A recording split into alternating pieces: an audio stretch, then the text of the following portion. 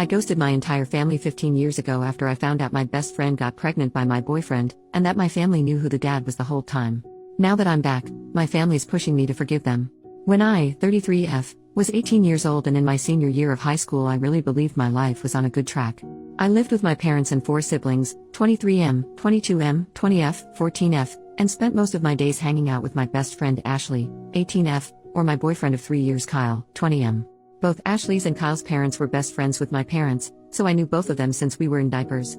We spent holidays together, birthdays, and visited each other all the time as we lived in the same town. Ashley's been my friend for 18 years and she truly was the person I trusted with everything. Sometimes our parents would joke that we are connected by the hip as we were together all the time. I've been dating Kyle for the last 3 years. I believed he was the love of my life and the one I would eventually marry. We were quite serious and even talked about getting married after he finished college. He was a sophomore at that point. Although I had every plan on going to university, I was quite content with the idea of being married to Kyle and being a stay-at-home mom. My parents loved Kyle and supported our relationship. I really was happy. I think I should note here that my sister was also dating Kyle's brother and that all our siblings were very close. One day, at the beginning of the school year, I noticed that Ashley was being very melancholic and detached. After a while of prodding, she finally told me she was pregnant. I was very surprised because I didn't know. She and her boyfriend broke up a while ago and I didn't know she had anyone else like that in her life. I asked her who the father was and she didn't want to talk about it, but in a way implied that the ex was the father. She was absolutely distraught, so I dropped the topic and just consoled her. I was with her when she told her family, and while her parents were disappointed, they promised to support her in whatever she decides. They tried to make her share the dad's name, but she refused and made me promise to stay quiet. They did not know she had a boyfriend at one point. I was there for her for the next 9 months. I went with her for an ultrasound and doctor's appointments. I was there for her when she was bullied in school for being pregnant. I helped her set up the nursery. I was there when she was sick or just felt down. I held a baby shower for her, went shopping with her. I even took some parenting classes with her. We chose names together and she even asked me to be with her in the delivery room when it came time. I noticed that the pregnancy was really taking a toll on her emotionally and physically, and I tried to support her in every way possible. She was my best friend, always there for me, and I loved her. About 2 weeks before her due date, I went to the mall to run some errands and ran into her ex. Although I promised never to contact her, the knowledge of my friend's emotional state sent me into a fit of anger and I confronted him. I gave him a piece of my mind, told him what a piece of shit he was for leaving his ex pregnant and alone and not caring for his unborn child. He was shocked and said that he had no idea what I was talking about. Ashley never told him about the pregnancy, and when I told him she was 9 months pregnant at the time, he said that it was not possible for him to be the father as they broke up over a year ago and had no relations since then. I was confused but apologized for yelling at him in the middle of the mall. After that, he became snarky, said some nasty stuff, and mentioned that maybe I should ask Ashley's friend Kyle if he is the daddy. I didn't really think about his words in any way. Kyle and Ashley have been friends their entire lives. We were always very close, because of our parents' relationship, but they never showed any sign of being anything more. That evening my younger sister and I were preparing to have a movie night. I began ranting to her about confronting Ashley's ex and his words. My sister, who is usually very outspoken, got quiet and didn't really respond to anything I said. After a while, she excused herself and went to the bathroom. I decided to go and get some snacks and went downstairs to the kitchen, and I heard younger sister berating my mother. This part of my memory is really fuzzy as I was dealing with lots of emotions. My sister told my mom about me running into Ashley's ex and his words, and told my mom she no longer wanted to hide from me the fact that Kyle was Ashley's baby's father. I was shocked, absolutely shocked. I stumbled into the kitchen and demanded an explanation. Both my mom and my sister became white as a sheet when they saw me, and my sister started crying her eyes out. My sister explained to me some things I also learned from other people later, that appeared during the end of the summer break. Kyle and Ashley attended the same house party, got drunk, and slept together. Ashley got pregnant and told Kyle, but they were both ashamed and afraid of telling me. They also didn't share this with their parents. Ashley, however, couldn't keep the secret and told her mom and dad, who told Kyle's parents and later told mine as well. This all happened when Ashley was in her first trimester. By her second trimester, all of my siblings, Kyle's and Ashley's siblings, knew about this. Everyone, except for me. I simply cannot explain the way I felt. I was physically ill for the next 3 days and I couldn't speak to anyone. My parents were apologetic but explained that they didn't want to see me hurt or ruin everyone's relationship. I did not speak with Kyle or Ashley, although they bombarded my phone with messages and calls and also came to my house. I refused to see them.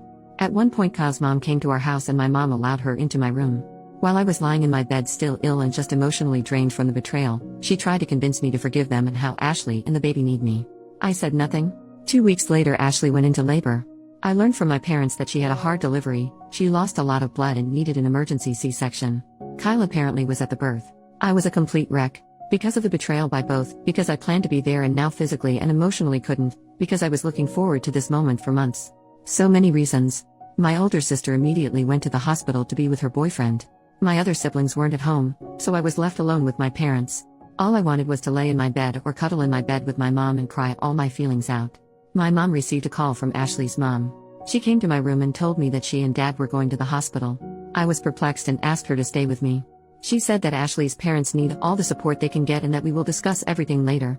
I tried to tell her not to go and that I also need their support, but she said not to be selfish and they left.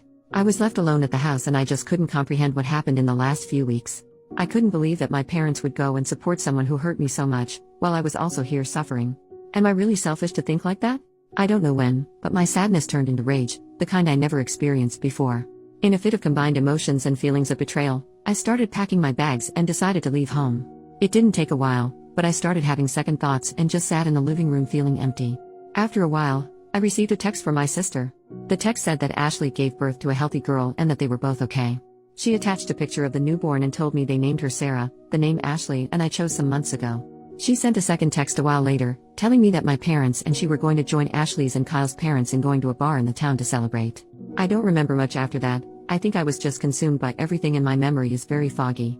I left. I took a train and left. I stayed at a hostel in Phoenix for a while. I got a job at a store and planned to finish high school there. My parents, siblings, Kyle, and Ashley tried to contact me. My mom was sending me a panicked voicemail, demanding me to come back. They also reported me as a missing person, but I don't think it went anywhere as I was 18. Anyway, soon afterward I met Dean, 21M. He also lived in Phoenix and had a complicated relationship with his family. We really connected and became friends soon after. He helped me a lot at that time. I struggled. I had no idea how to take care of myself or how to literally be an adult. He introduced me to his group of friends, helped me finish high school. I moved in with him and his friends. He helped me deal with my pain. I really struggled at one point and also had some regrets. I wanted to see a therapist, but I most definitely couldn't afford it. He was there for me and supported me through everything and I don't think I would have lasted long without him. We began dating after a year. He inherited some money from his grandpa and decided to move across the country to the big city. Although we weren't together for long, he asked me to go with him. I was a bit reluctant because we both had a lot of emotional baggage and I was still very insecure in my situation, but I did go. We moved, got jobs, and tried to survive. Soon after my 21st birthday, we decided to get married. It was a crazy, spontaneous decision, but we did it. I enrolled in university and Dean helped me pay for it. He himself opened a company that took off pretty nicely and we were able to live more comfortably. I was in uni and also worked a part-time job to contribute. We had our ups and downs but somehow survived. After uni, I started working in his company and we slowly built it up. When I look back now, I don't think I was in love with Dean when we got married. I loved him, but I wasn't in love. But he was there for me, always, unconditionally, and today I don't think I could love him more. He is the love of my life. We've been married for 12 years now and we have a 2-year-old son and a 6-month-old son. Sometimes I regretted leaving my family behind, but I just couldn't go back. It was very painful. I felt like my parents chose Ashley and Kyle over me. I did go to a therapist when I was 25 and tried to deal with my emotions. Last year, at the beginning of the pandemic, I received an email from a 14-year-old girl named Evelyn. She explained that she was my niece, my older sister's and Kyle's brother's kid. She knew about me and wanted to meet me. Although I was reluctant to speak to her, we did exchange some emails. Let me note that she did not know what transpired 15 years ago, so the conversations were pretty innocent. We talked about her school, interest, and she talked about my family. I learned I had 10 nieces and nephews. I also learned that Kyle married Ashley 4 years after I left and had 2 sons besides Sarah. My parents continued to have a friendship with Kyle's and Ashley's family, and to me, it really felt like my family continued their normal life, despite me being gone. She tried to talk to me about what happened, but I didn't really think it was my place to explain things to her, so I simply said that relationships change and things happen in life that make us go our separate ways. We continued talking every so often for almost a year. In her email, this January, she expressed how the pandemic had a big effect on her entire family and how my parents were struggling to keep their house and both my brothers lost their jobs and struggled to keep up with the cost. I was surprised at her knowledge of this as she was only 14, but the hardship was also causing tensions between her parents. I started to deal with a lot of guilty feelings and regrets. I also just had my baby, so that was causing me lots of emotions. I talked to my husband and he was very supportive and told me that he would be there for me for whatever I decide. We are financially stable and thankfully the pandemic didn't have a great impact on our finances. We are not rich but are able to live comfortably. After learning some more details and talking with Dean, we decided to help my parent with their house. A week ago we flew back to my home state. I saw my family for the first time in 15 years. I had so many emotions, regrets, pains from the past, feelings of betrayal. My parent was, I think, relieved to see me. It was just such a weird day. We had a lengthy conversation and agreed to try and have some sort of cordial relationship. It's been so long and I am very awkward with them. Sometimes they feel like strangers. Dean and I spent a week there and we continued to have a conversation, and I truly believe that we were on a path to having a friendly, yet distant relationship. But that my mom started insisting I have a sit-down conversation with Kyle and Ashley. She explained that she wants to go back to the way things were. I told her I refused to talk to them. Although I moved on, I simply have no ties with them now and don't want to rehash anything with them. I told her I am prepared to try and establish a relationship with them as they are my family, and I truly came to care for my niece, but that I don't want anything to do with Kyle, Ashley, or their family. I never demanded them to cease their relationship with their friends, but I don't want one. Dean supports me. My mom called me selfishly and said that I simply must try and heal our relationship. I told her I will not negotiate and that it's on her to decide whether or not she wants to have a relationship with me. She said okay. But 2 days later I received a phone call from Kyle's mom. I never gave her my number and she demanded, I talk with Kyle and Ashley as my return caused tensions in their relationship and their emotional health. I hung up. I called my mom and confronted her. Apparently, she gave that woman my number to heal our family bonds. I told her that she is choosing them over me again. She cried and yelled at me that I am selfish and that she just wants her family back. I just hung up. It's been days since I spoke to any of them, although my mom and Kyle's mom keep on calling. Although I think I am right and I believe I should prioritize my well-being and the well-being and happiness of my husband, who has been behind me 100% and even told my mom off, and my sons, I am starting to have some regrets. I don't know if I should listen to my mom and speak to Ashley and Kyle. I question whether I was overreacting 15 years ago. I'm questioning whether I'm truly being selfish for not actively trying to repair the relationship. I would really appreciate any advice or opinion on what to do in this situation. Suddenly I am questioning the entire course of my life. I am so lost and I don't know what to do. First update, my gosh, it's been 2 years since I posted this. A lot of people have been asking me for an update. First of all, I want to thank all of the wonderful people who have been sending me updates and lovely messages. I'm truly grateful. A lot of things have happened in the last few years, not all great. Without making this 100 pages long, I never mentioned my little sister in my original post. Her relationship with my parents went downhill after I left home, and she went no contact with them when she was 20. I received her number from our older sister, and although it was awkward at first, it's been 15 years after all, we did start speaking again. She was very angry at me for leaving. A lot has happened in her life, and it wasn't the easiest. She has a toddler and a baby of her own, and I have to say that the kids have helped us bond again. She's my best friend and we talk every day. As for my other siblings, I'm in regular contact with both my brothers, although we aren't close. My older sister and I have a good relationship now, but last year we've had a longer period of not speaking. As she is married to Kyle's brother, it was hard for her to deal with all ours and their family drama. We are cool now and I have a lovely relationship with my nieces and nephews. I didn't go to my niece's birthday party. It just seemed like it would be too hard for me. Now to my parents.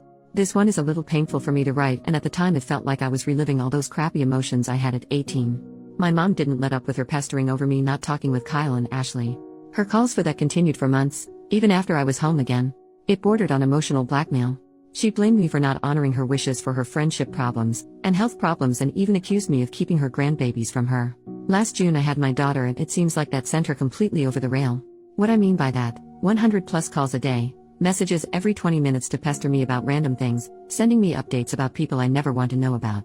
When she started pestering Dean, I was done. I was afraid to block her, so I spoke to my father.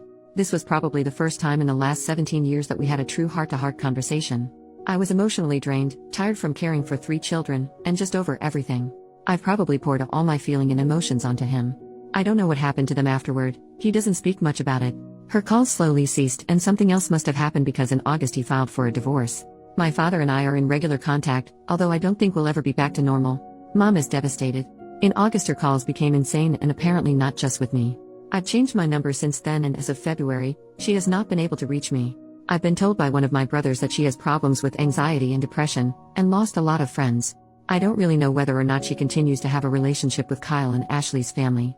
I don't want to have anything to do with her anymore, nor do I want her near my kids. The things she said to me, about me and about my husband, whom she really doesn't know, and after 15 years of no contact is crazy. Although I regret not having a mom, I feel like trying and fighting to repair the little remnants of our relationship would be a waste of my emotional energy and just pure torture. As for Kyle and Ashley, I've received some calls from Kyle's mom as I mentioned in my original post. I blocked her and no other calls have been received from anyone. I really don't know what they are doing or where they are. I've had no contact with them. The only thing that really happened is that, in August when crap went downhill, my brother-in-law, Kyle's brother, brought me a letter apparently written by Ashley. I've not opened it and I really don't know if I want to. I feel like I've moved on from them, but on the other hand, I'm curious as to what she has to say after so many years. However, that in itself could bring back bad emotions. I'm doing okay now, with my babies and Dean, who is a real trooper in all of this. I'm trying to focus on my family, and I really hope that this is all behind me. To all of you, thank you, again. If anything else happens, I'll try to update sooner. Second update, 1 month later. Dear everyone, I have no idea if anyone will see this, but during the last few months since I posted my update, I have received many messages with advice and words of support. I have no way of thanking you, but know that your words truly mean a lot to me. I try to reply to everyone, but it sometimes takes me a while. A lot of questions have been asked in these messages and I can't answer them all at this time. I plan on updating soon. Just to quickly answer the most common ones. 1. I have not read the letter yet. Soon after updating, I started therapy again in Dean and I decided that it would be best if I gave the letter to my therapist and let him decide when and if I am ever ready to read it. 2. I have not spoken to my mom since the update. I've received messages on Facebook from her and Ashley's mom, which is a first. The latter I didn't even read. I've since deactivated my Facebook for the time being. 3. Neither Kyle nor Ashley tried to contact me via any social media. The only thing I know is that Kyle was asking my brother-in-law for my address or number, but brother-in-law refused them. That's when Ashley gave him the letter. Brother-in-law is in no contact with his family at the moment. 4. They are separated as per my brother-in-law, but he does not know whether they are divorced or not. 5. Last week my dad was in town. He does not know my address and has never been to my house. For the first time in almost 2 decades, we had an open, honest conversation. I have to admit it was a lot and I was not good for a few days afterwards. But it was necessary. I learned a lot about my mom. A lot of you tried to imply there must have been something in her past to make her the way she is, and the time between them learning Ashley was pregnant and my return 2 years ago. It's a lot to unpack and I'll probably be in therapy for a long time. It's a lot really, so I'll have to write a separate update. 6. Also, my little sister. She was not at fault and I never blamed her for hiding the secret from me. She was a teen and she knew it was wrong, but she was put under a lot of pressure by our mom. After I left, her life was hell and our mom was insufferable and blamed her for a lot of things. Again, thank you for your words of support and encouragement. Lots of you sent words for Dean as well and he has read them.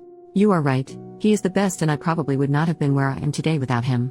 Please appreciate your families, if they are there for you in good and bad of course. Call your parents and sibling and tell them how much you love them. In moments like this, we realize how much we undervalue the good people in our lives. Thank you and I hope you are all well. Third update, 2 months later in a comment. Hello. She was never bullied before really, it started after she got pregnant. Our state is pretty conservative, so it wasn't well received that she was pregnant, unmarried, and without a partner. There was no physical violence, people were quite mean and kept reminding her of her mistakes. I don't know if people knew that he was the father, I'd always just assumed it was because she was pregnant. I've learned from my dad that apparently they weren't hooking up with each other before, but that could be a lie, but apparently she did like him, so it wasn't really just an awkward, drunk one-night stand with just anyone. Knowing this fact would probably kill me back then, but I sort of assumed without being told. Her ex suspected it. They didn't date anymore at the party, but I think he also never liked Kyle, so seeing them together like that was a red flag. I wasn't a party animal, nor was she, but I don't know if they just went that day. I don't remember if they went together or separately, but I'd assume the latter. She did have other friends after all, who enjoyed night outs. The drunkenness part. I really don't remember them being that heavy drinkers.